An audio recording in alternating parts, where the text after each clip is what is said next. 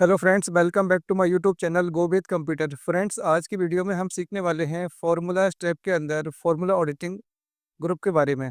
इससे पिछले वीडियो में हमने सीखा था डिफाइंड नेम्स के बारे में। यदि आपने पिछला वीडियो नहीं देखा है तो प्लीज़ अब वो वीडियो देख लीजिए, क्योंकि फ्रेंड्स यह एम एस एक्सेल की सीरीज है जिसके अंदर हम एम एस एक्सेल को बिल्कुल शुरुआत से बिल्कुल बिगनिंग से सीख रहे हैं।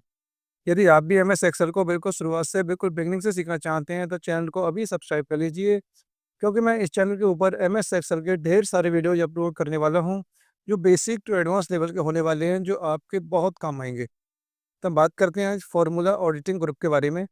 तो सबसे पहले आप देख सकते हैं ट्रेस प्रेसिडेंट्स। इसका इस्तेमाल हम करते हैं, जैसे मान लो हमने क्या किया है, हमने कुछ वैल्यू का सम किया है। यहाँ पर मैंने नंबर सेलेक्ट किए, number 1, number 2, comma number 3, comma और नंबर 4। ब्रैकेट को बंद किया और ओके किया। अब मुझे ये पता करना है कि जो ये 180 आया है, ये 180 कहाँ से आया है, इसके अंदर कौन कौन से सेल शामिल हैं या कौन कौन से वैल्यू शामिल है। तो सिंपली क्या करना है, आपके लिए क्लिक करेंगे ट्रेस प्रेसिडेंट्स। तो आप देख सकते हैं 60, 70, 20 एंड 30 इस रिजल्ट के अंदर शामिल है। अब हम बात करते हैं आगे आगे ट्रेस डिपेंडेंट्स। ट्रेस डिपेंडेंट्स का मतलब होता है कि हमें ये पता करना होता है कि कौन कौन सी वैल्यू मतलब इस रिजल्ट के अंदर शामिल है। जैसे कि मैंने वंस अगेन सम किया, मतलब इस वैल्यू को लिया मैंने और इस वैल्यू को लिया, इस वैल्यू को लिया और इस वैल्यू को लिया, और इसके बाद मैंने क्या कहते हैं ब्रैकेट को बंद किया और ओके कर दिया। वंस अगेन मैं सम करता हूँ, मैंने सम किया 18, 100, 50, 4, ब्रैकेट बंद किया। वंस अगेन मैं टोटल करता हूँ, इक्वल सम, और मैंने 50, 90, 100, 80, यस 80 एंटर करूंगा। अब मुझे ये पता करना है कि जो 50 है ना, ये 50 किस किस रिजल्ट के अंदर शामिल है। अगर मैं 50 के अंदर बदलाव करता हूँ तो कितने रिजल्टों में बदलाव होगा। अगर ये मैं पता करना चाहता हूँ तो मैं पता कर सकता हूँ ट्रेस डिपेंडेंट्स की मदद से। अब देखो, यदि मैं 50 के अंदर कोई बदलाव करता हूँ, मैंने किया पर 200, तो आप देख सकते हैं 200 करते ही इन तीनों रिजल्ट के अंदर बदलाव आ जाएंगे। ये सब देख सकते हैं, 322, 394 और 408। तो फ्रेंड्स, ये इस्तेमाल होता है ट्रेस डिपेंडेंट्स का। अब बात करते हैं रिमूव एरोज। रिमूव एरोज का मतलब होता है कि जो एरो आपने लिखे हैं ना, जो एरो आपने बनाए हुए हैं भी है ना, आपको क्या रिमूव करने हैं। सिंपली रिमूव एरो करेंगे तो सिंपली दोनों के रिमूव हो जाएंगे, और कंट्रोल जेड हमने किया। और यदि आपको क्या करना था, रिमूव प्रेसिडेंट्स एरो या रिमूव डिपेंडेंट्स एरो, इन इन दोनों में से अलग अलग करें तो अलग भी कर सकते हैं। इसके बाद करते हैं शो फार्मूलाज। तो सिंपली आप क्लिक करेंगे और क्लिक करते आप देख सकते हैं सीट में जितने भी फार्मूला हमने अभी लगाए थे वो सभी आपके लिए दिखाई दे जाएंगे। तो ये सिंपल इतना सही काम था इसका। इसके बाद है एरर चेकिंग। एरर चेकिंग काम होता है, जैसे हमने क्या किया, एक फार्मूला लगाया, फार्मूले का नाम गलत कर दिया, और मैंने ब्रैकेट लगाया और यहाँ पे वैल्यू सेलेक्ट करी और ये वैल्यू सेलेक्ट की, कॉमा ये वैल्यू सेलेक्ट की और इसको कर दिया ओके, यस। इसके बाद ये एरर आ गई। वंस अगेन मैं क्या करता हूँ, सब ब्रैकेट 70, 60, 50, 20 और 70 मैंने क्या कर दिया। अब देखो यहाँ पर, देखो मैं आपको बता देता हूँ, जो हैज नेम एरर आती है वो हैज नेम एरर आती है जब फॉर्मूला का नाम गलत होता है, उस समय हैज नेम एरर आती है ना। अब यहाँ जाते हैं एरर चेकिंग। तो सिंपली मैं क्लिक करूंगा एरर चेकिंग। तो आप देख सकते हैं इस तरह की विंडो आपको दिखाई देगी, जिसमें आप देख सकते हैं एरर इन सेल I14। तो देखो, सन सन नाम का कोई फॉर्मूला नहीं होता है ना। इनवैलिड नेम एरर, मतलब ये क्या है, एक फॉर्मूले की एरर है। यदि आपको आगे पता करना है नेक्स्ट, तो देखो नेक्स्ट एरर पर कर्सर जंप कर जाएगा। सेम कहानी यहाँ भी है, एरर इन सेल N14।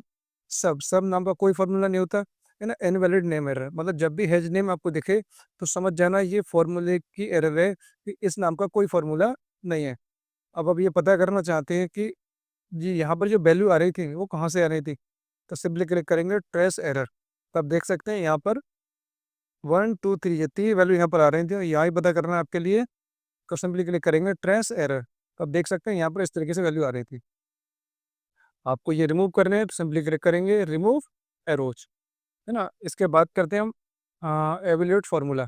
तो एवोल्यूट फार्मूला का इस्तेमाल मैं थोड़ा डेटा बनाने के लिए जगह बनाता हूँ। मैंने जगह बनाई, यहाँ पर लिखा मैं 10 और यहाँ पर 5 और 20 और 90 और 100।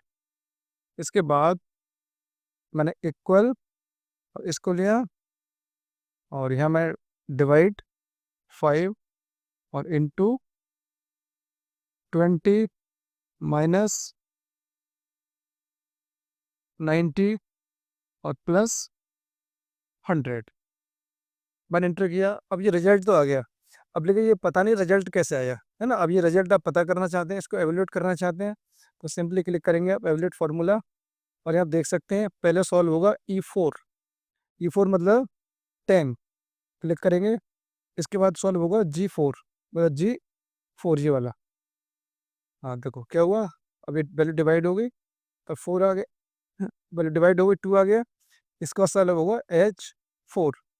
H4 मतलब 20 और इसके बाद 20 और 2 का होगा इंटू, क्लिक करेंगे। इसके बाद जो आपका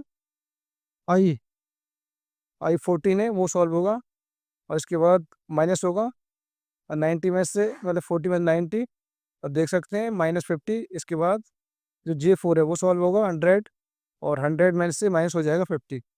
तो आप देख सकते हैं इस तरीके से आप क्या कर सकते हैं, आप फॉर्मूले को एवेल्यूट कर सकते हैं। मतलब ये पता कर सकते हैं ये रिजल्ट किस तरीके से आया हुआ है। इसके बाद अगला है हमारा वॉच विंडो। तो वॉच विंडो का इस्तेमाल किया जाता है कि आप क्या चाहते हैं, वॉच विंडो की मदद से कोई डेटा के ऊपर नज़र रखना चाहते हैं हर समय, है ना। चाहे आप किसी भी शीट पर हों, आप किसी भी शीट से डेटा के ऊपर नज़र रख सकते हैं। जैसे मान लो मैं इस 50 के ऊपर नज़र रखना चाहता हूँ, तो सिंपली क्लिक करेंगे वॉच विंडो और यहाँ जाएंगे ऐड वॉच और आपको क्या वॉच करना है, सिंपली यहाँ जाएंगे 50। ये देखो मैंने ऐड कर दिया। ऐड करने के बाद अब क्या होगा, यहाँ पर जब भी वैल्यू में कुछ भी चेंज होगा, जैसे मैंने यहाँ कर दिया 200, तो आप देख सकते हैं यहाँ पर जो रिजल्ट में जो बदलाव आए वो बदलाव आपको यहाँ भी दिख रहा है। चाहे भले ही आप किसी भी शीट पर चले जाएं, आप वॉच विंडो को उसी सीट से ही देख सकते हैं, उसी सीट से ही आप नज़र रख सकते हैं, है ना फ्रेंड्स। तो अगर आपको डिलीट करना है, इसको हटाना है वॉच विंडो को, सिंपली क्या करना है आपके लिए, ये हटाना है तो इसको डिलीट कर देंगे, डिलीट वॉच।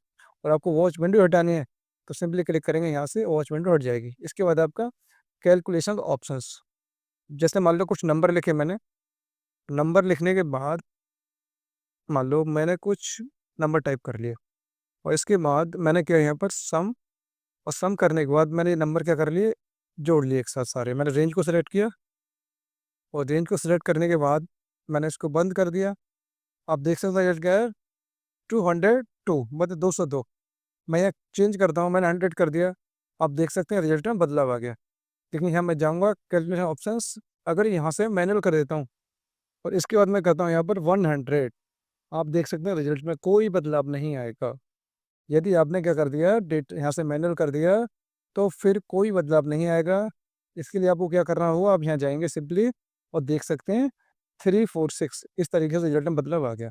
वंस अगेन मैंने यहाँ कर दिया 200, तो वो फिर बदलाव नहीं आया। आप क्या कर रहे हैं, क्लिक करेंगे और इस तरीके से बदलाव आ गया। इसके बाद ये अगला ऑप्शन है जिसका इस्तेमाल किया जाता है, आप पूरी सीट पर कहीं भी आप कुछ भी ऑपरेशन करते हैं और आपका ये सिलेक्शन हो रखा है मैनुअल, तो सिंपली यहाँ क्लिक करेंगे आप। और क्लिक करते हैं, जैसे मान लो मैंने यहाँ कुछ लिखा 30 और यहाँ लिखा मैंने 4, और इसके बाद मुझे क्या करना है, यहाँ से मैंने लिखा है यहाँ पर ये 30 को डिवाइड करना, मान लो 30 को मल्टीप्लाई कर रहा है 4 से, ठीक है। मैंने ओके कर दिया और ओके करने के बाद अब देखें ये ऑप्शन कहाँ है आपका, मैनुअल पे। और आपने इसके अंदर कोई बदलाव कर दिया, आपने लिख दिया आप 20, आप देखते हैं रिजल्ट में कोई बदलाव नहीं आया। आप शीट 1 पर गए और आप यहाँ कर दिया, इसको क्लिक कर दिया, सिंपली क्लिक करेंगे और क्लिक करते आप देख सकते हैं शीट 2 पर,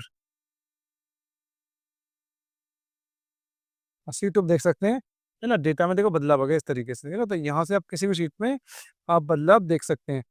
तो फ्रेंड्स मैं इसको सेम करता हूँ ऑटोमेटिक, तो ये ऑटोमेटिक रहने की वजह से ही कैलकुलेशन ऑटोमेटिक होते रहते हैं। तो फ्रेंड्स आई होप, उम्मीद करता हूँ वीडियो आपको पसंद आया होगा।